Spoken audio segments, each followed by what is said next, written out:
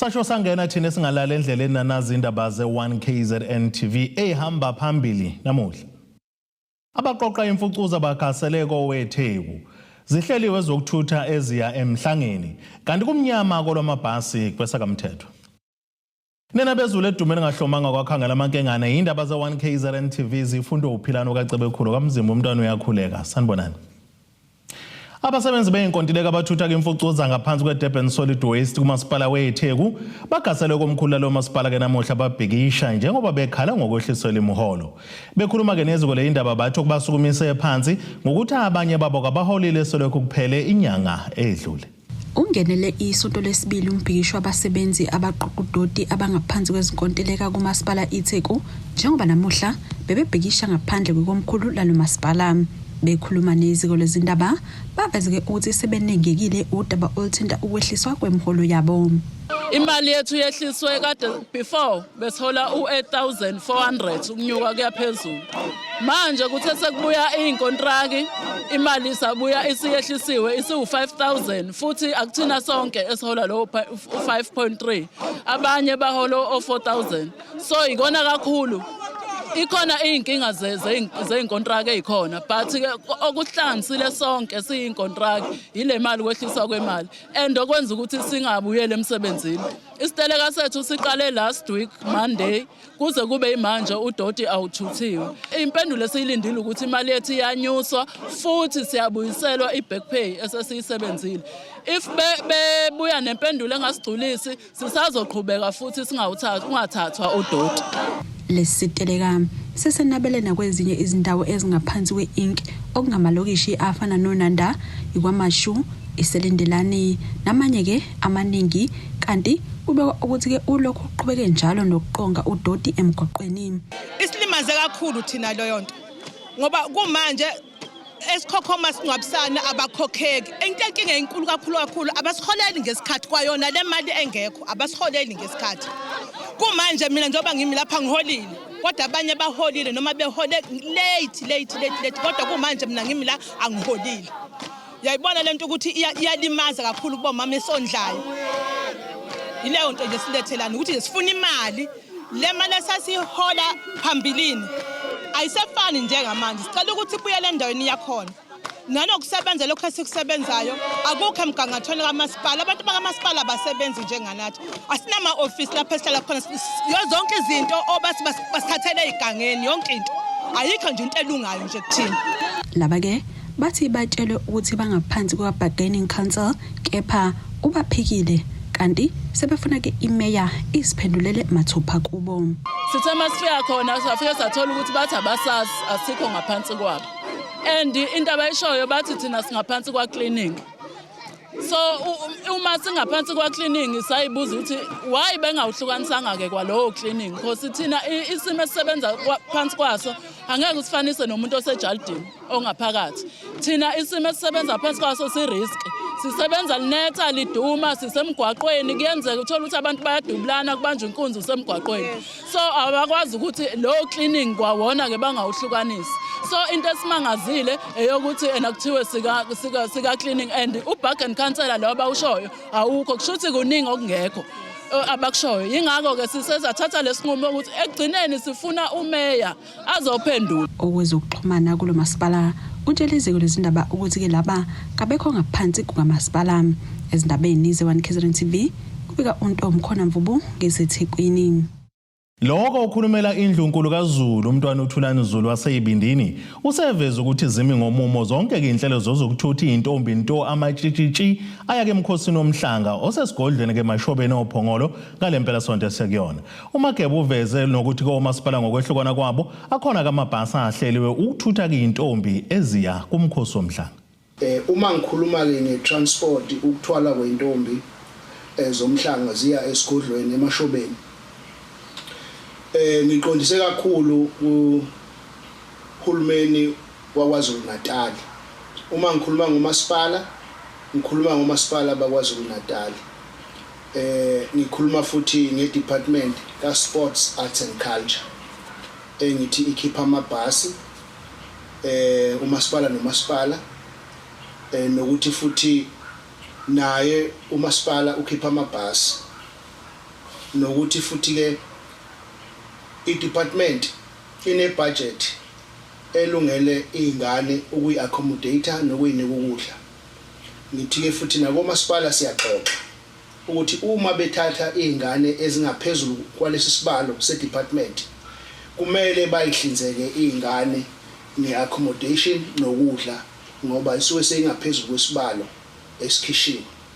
Kodwa ngifuna ukucacisa ke futhi kulaba abazifunela i-transport yabo ngoba kushodile kuhulumeni nakumasipala.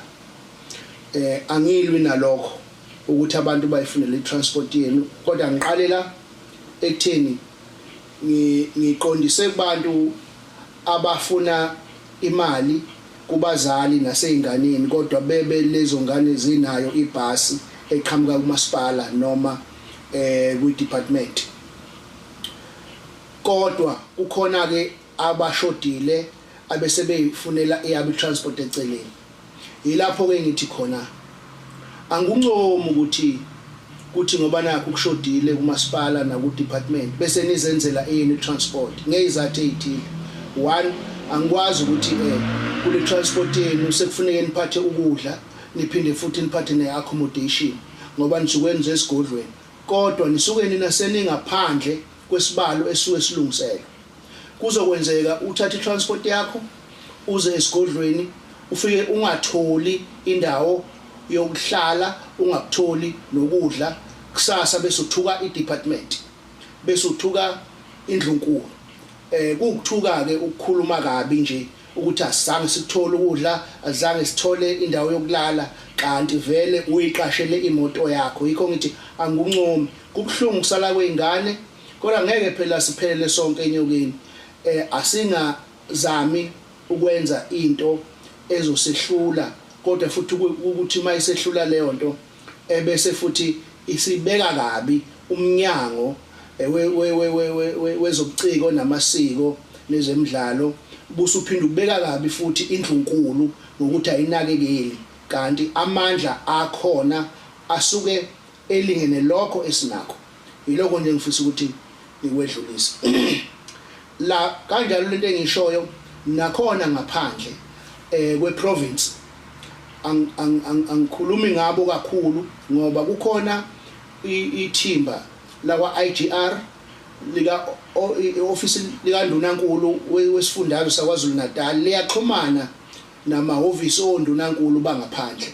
Kodwa lokho abavumelana ngakho kusuke kuyileyo nto engathi isibalo seingane nendawo yokulala kweingane nokudla kweingane kungangalokho okuvumelene ohulumeni bonke beyifundazwe. Uma nina nizothi niyathanda ukemhlangeni lapho bese nihamba ngaphandle kwalokho okwesivumelwano senitholeni i-transport kuzoba into efanayo. Nizofika lapha ningakutholi ukuphatheka kahle kanti azange nihlinzekwe ngoba beningabalwanga, bese ke nibuyele emuva nokuthi anzange ninakwe esigodlweni. Anguncomo ukuthi nithole i-transport yenu.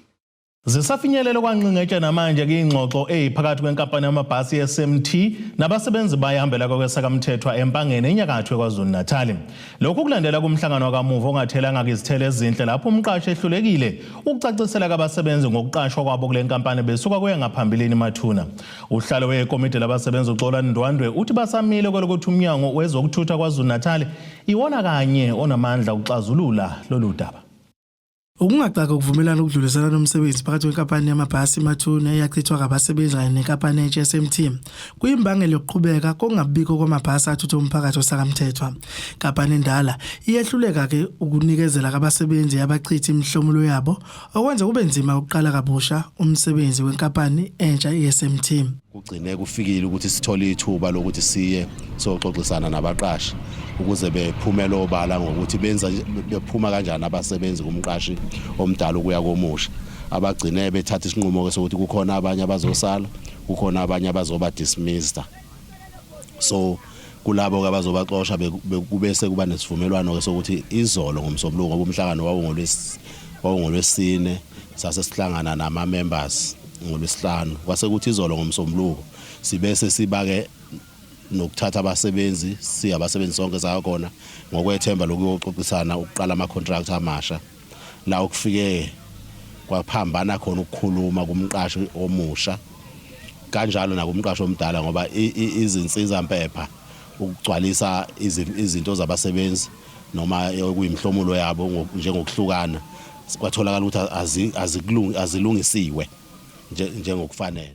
Kuvela ukuthi umqashi uyahluleka ukuphumela obala ngokuthatha komsebenzi kulandela kungabi nendlela esobala yokuthatha ke umsebenzi kwinkampani endala. Umqashi omusha ubese kuchaza abasebenzi ke befuna ke into ke okuyiyona ephathekayo eshoyo ukuthi uyena osephethe ulawulo lomsebenzi ngokuphelele nezivumelwano lezi athi owawuthe umnyango uzi approvele ukuze abasebenzi bayibone sibone phela lezo sivumelwano ukuthi cha nasi sivumelwano okuvunyelwene ngaso ukuze kube ukuthi lo usenamandla okulawula umsebenzi njengomuntu oyi-substitute operation.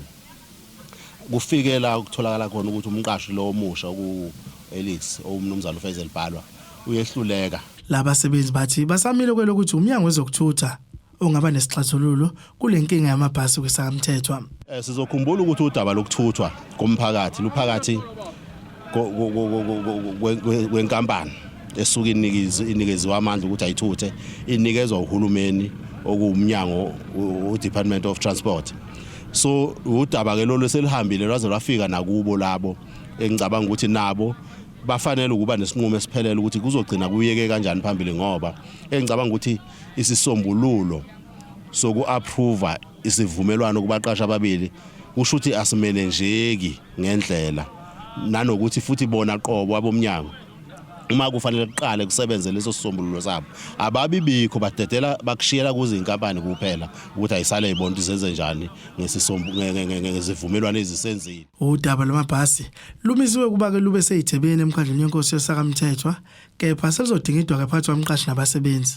Kanti sekuphele isikhathi esingangenyanga manje umphakathi wesakamthethwa useledengwana ungenazo ezokuthutha namanje akwaziwa ke ukuthi amabhasi azobuya linike emgwaqeni. Ezindabeni ze1KZN TV kuba iNkosi Mthembu kwesakamthethwa. Asithi ishelele itolo nenabesilo siyabuya futhi nezinye zendaba.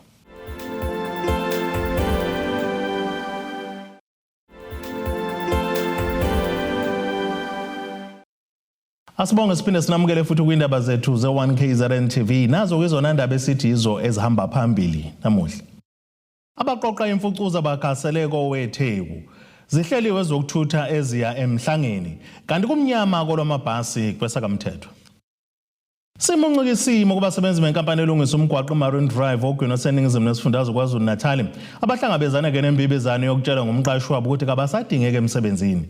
Labasebenzi abamashele emahhovisi abaxazululi beyinkinga zabasebenzi kwase-CMA batho kwadumaza kakhulu kuwe ukuthola ukuthi ke kabaziwa kumnyango wezabasebenzi kepha sekuphela unyaka wonke bebanjelwe imali esikhwama sabaphelelwe ngumsebenzi phecelezi i-Unemployment Insurance Fund UIF ngamafuphi. Bafuna abameli abasebenza ngaphansi kwabaxazululi bezinkinga zabasebenzi i-CCMA kube yiyona ebalungisela udaba lwabo lokumiswa ngokungemthetho abasebenzi bakuMarine Drive. Ikhona inkinga inkulu kakhulu kwa-UIF besivela sometimes ke kavela inkampani inkampani ebekade singaphansi kaThomson Khusela sathi siyabona khona inkampani efikayo ebeyingaphansi kaThomson Khusela kathiwa Ubuntu ithwe la esaqala khona kukhona ama challenges la esabona khona masithi siyabheka ka-labor masingena phakathi sibuka ukuthi sibonakala abantu abadonselwa imali kodwa asiveli ka-labor kathiwa lawo ma-process azolunga. Sibona manje ke mase kuphela umsebenzi mase siya ka-labor sithola ama-data akasahlangani kuvela ukuthi siqale ngo-2023 siqale ngo-2024 ukusebenza lokho kusenze saba-shock ngoba sithe masibala sabona sino-15 months wonke esingawuboni ongaveli. That's why sithathe le gxathi lokuthi no ake siye kwi-CCMA hlasimpe ngoba uCCMA unabameli uzokwazi ukusifayithela lama-battles esingakwazi ukuyozimela kuwona. That's why sila namhlanje. Labasebenzi bathi njengoba bamiswa emsebenzini sekwabanzima ukuziphilisa bona nemindeni yabo. Unama policies unezinto ezibambayo kuma bank account. At the very same time imali ayingeni futhi imali mayingena funa aqale ku strike mhlawumbe yozingene after a week or 4 days or 5 days say kunama issues fanele fight every time if you have to earn. Ayikho into smooth nje ukuthi it's a month, it's the end of the month now I'm going to get paid. No, you must fight now and then. So when uzongena uqhamuka sokuma areas mona amabhenki njengo FNB usukuma areas athize ukuthi into zakhe azibambanga in due time, so ukhokhe isikweletu ezingaka sisenkingeni. Baqhube bethi sebethembele kuwona uCCMA ukuthi uxazulule udaba lwabo. Thina sasinalethemba lokuthi masifika ku labor as uLabor unpackile izinto wasivezela izinto wabese ecela ipheka yama IDs ngokuqashwa kwethu nokulandelana kwethu because asingenanga ama stages afanayo. Singene abanye bangene ngo2023 September, abanye bangene 2023 October, abanye bane group yesibili. So the problem especially nayo basi divide kwi group yesibili yangenayo because thina siyayilwela i-right yethu besivala umgwaqo masibothi kodwa engenzeki sivala umgwaqo sibabiza sithi ukuthi akwenze ngani. So basidivide ngendlela basidivide ngayo. Kathiwa le group engale engenile thina sisebenza ngephasika babesebenza ngale. Thina besihola 5,000 akade bengale bebehola 10,000, 10.5, 11,000 bangena 17 days or 21 days. I-rate lapho ithi usuku enayo u550. Sho ukuthi ungacalculate ke lapho ukuthi umuntu obekade engena o17 or 21 days ubethola malini while thina ngala group 1 were suffering. And so I call PLC Steering Committee Nkonyeni ukuthi why kwenzeka kanje isn't the same company this one we under Thompson Kusel, same supervisors, same CLO, why abanye beena so much thina sisena imali encane kanje sincishiselwe insuku nondeleza izilungiso. So kusho ukuthi into eyenziwa abantu abathize ngenhloso zabo but uLabor kuyena ongasassista njengamanje. Ntando yenkosi Dlamini ezindabeni ze1KZN TV ngibika ngisepotchefstroom. Ucela usizo umndeni wakaMnguni eNewcastle ngaphansi kaWard 1 eFulpit eplazini owabhidlizelwa umuzi ngonyaka ka2022 yilabo ababezibiza ngabanikazi baleli plazi. Olilunga lomndeni uthi bagqiqa ke inkantolo ngalolu daba kodwa balitholanga usizo njengoba kungakaze kubeke nenyathelo ezithathwayo ngokubhidlizwa kwekhaya lapho. Ubuyisiwe Mnguni uthi ngonyaka ka2022 kwafika abantu ngoNdlovu yangena emzini wabazali bakhe bahliphiza yonke into. Ngonyaka 2022 ke kwafika abelungu la ekhaya bafike bangena bengacelanga umuntu bengasicela ngaphakathi bangena bashaya indlu asekhaya yonke phansi ngesitini eyesitini indlu bangena nje babheka ukuthi khona obani abakhiphanga kudla bakhiphanga into zokugeza bakhiphanga amabhasa yikho into abayikhipha kwafuthi kwaqeda ngcatshwa nala ekhaya kwakusakhona nokudla lokwakusela okumngcwaba. Sahamba ke masifika savula icala masivula icala laliseNewcastle la edrobheni. Uma liseNewcastle icala safike abelungu ke basibiza bethi sohlala phansi sahamba sohlala phansi nommeli wabo ababoni becala bese kuba ummeli wethu.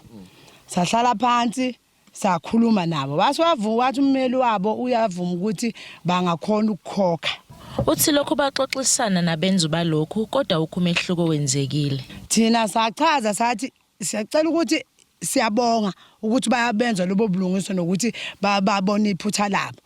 Abathathe leyo mali bona yona ke leyo 150,000 behambe beyoyilungisa njengokufika kwabo bezonjani bezoyibhidlizela. Futhi into eyasenza ukuthi singayithathi imali thina angesazi ukuthi babe sebesinika imali ngoba babethenga iplazini ngoba vele kuze bedibize umlungu wethu osiphethe thina la eFulpit farm olona ingane zakamani babe necala bona besabanga iplaza le eMaritzburg.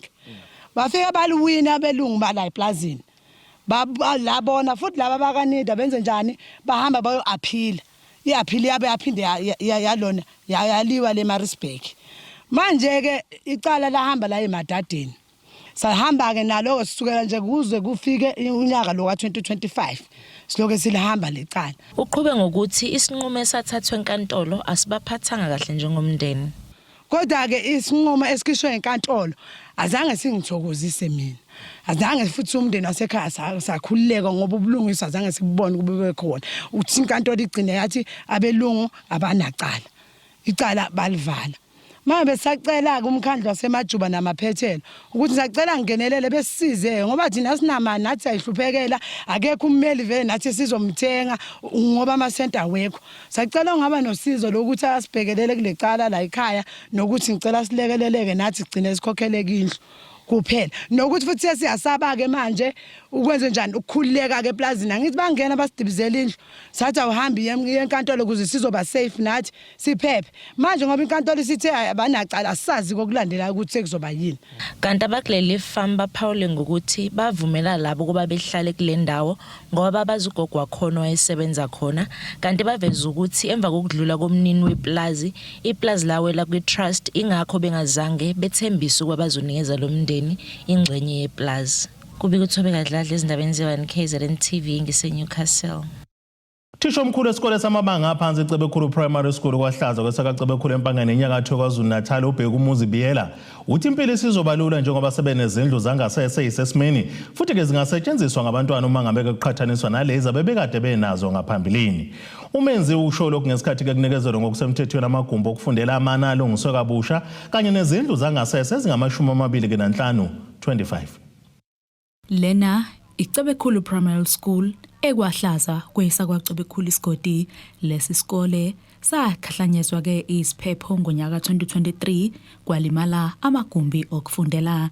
Namuhla ke kunikezelwe ke ngokusemthethweni lamagumbi ali12 alungiswe kabusha kodwa kokukhulu kakhulu ukunikezelwa kwezindlu zangasese ezingama-25. Lezi zindlu zangasese zakhiwe ngendlela ukuthi ke abantwana bazokwazi ukuyisebenzisa kanjalo ke nalabo abakhubazekile.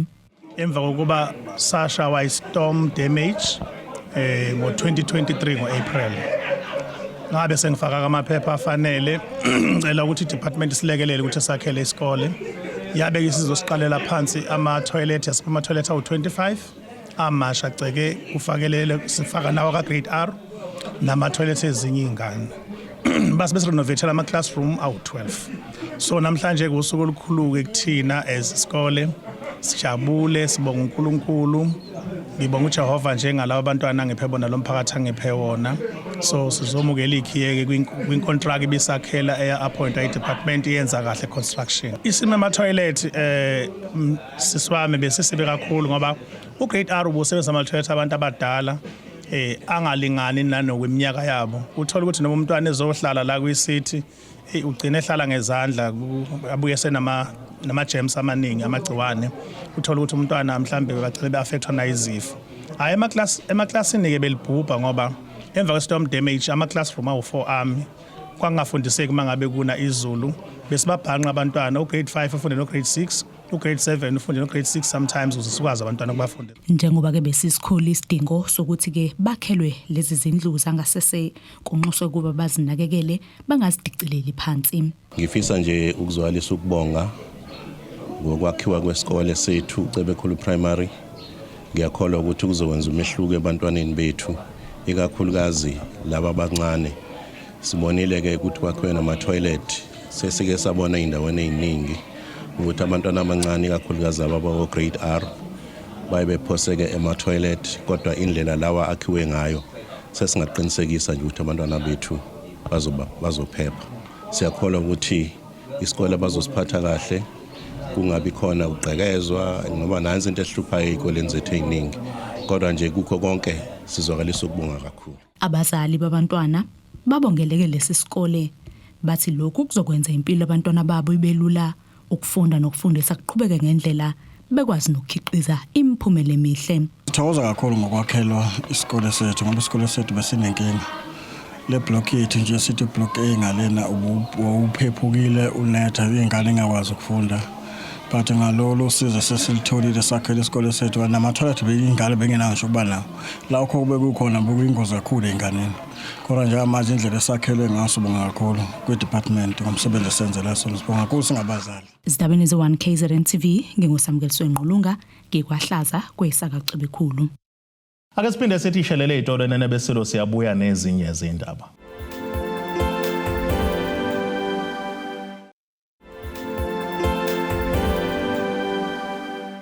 Asibonge siphinde sinamukele futhi kwindaba zethu ze1KZN TV nazo sithi yizo ezihamba phambili namuhla.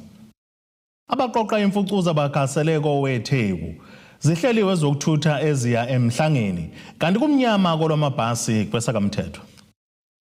Ake sibheke engosini yezomnotho. Iranda kuleli ngu-17.49 kuyidola laseMelika libe ngu-23.72 kupondo waseBrithani libe ngu-20.57 kuyi-euro yase-Europe. Intengo yegolide yona ingu-$3,643.54 ounce kuthi intengo yolongahluziwe ibe ngu-$66.02 umphongolo. Ake sibheke engosini yezemidlalo.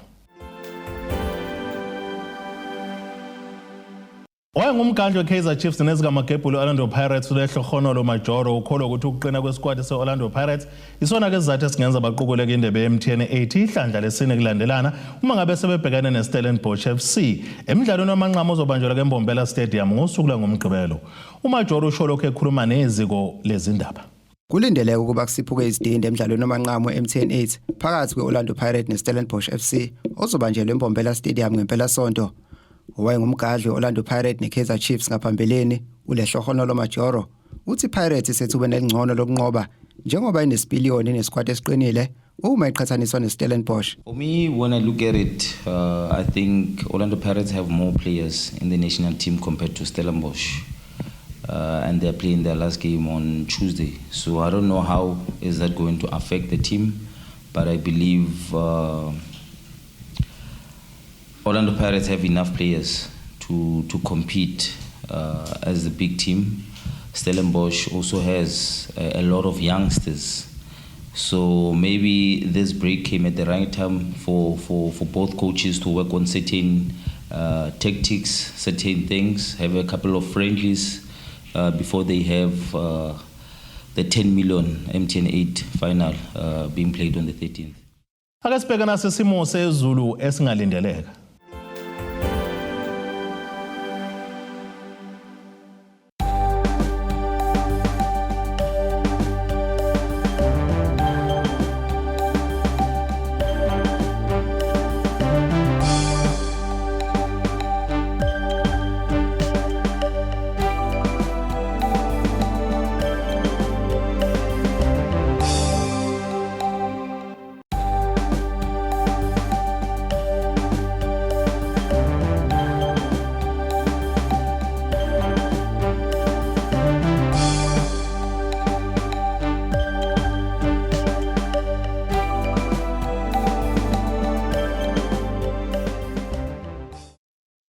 Nina bakampondo zamile njeni ukube zamile enkomeni sasokwakha amagudu okubhemela ziyaguqa abesiphethe namuhla khumu.